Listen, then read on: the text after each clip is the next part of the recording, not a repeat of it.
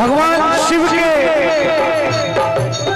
जटा में चंद्रमा ऐसे रहते हैं ना, चंद्रमा लगे रहते हैं, और चंद्रमा का नाम संस्कृत में सोम होता है, इसलिए उन्हें सोमेश्वर कहा जाता है। सोमेश्वराय हम लोगों ने कह दिया। अब पूरे विश्व के ईश्वर हमारे भगवान देवाधिदेव महादेव शंकर है, पूरे विश्व के ईश्वर, इसलिए उन्हें विश्वेश्वर भी कहा जाता है।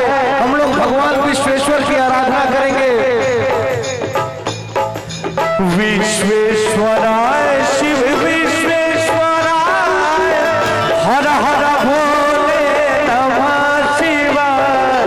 विश्वेश्वराय शिव विश्वेश्वराय, हर हर भोले नमः शिवाय। ओम नमः शिवाय, ओम नमः शिवाय, हर हर भोले नमः शिवाय।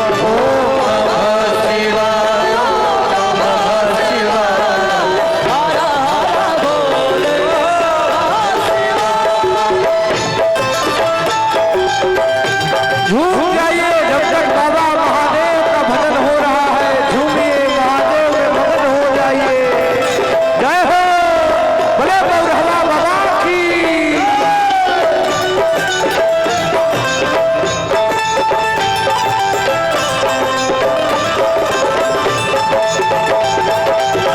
जय हो,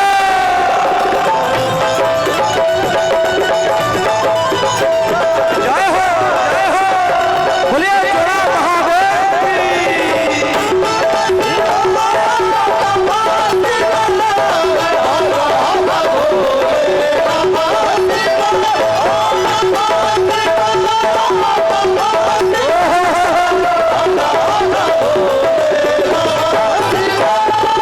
देखिए,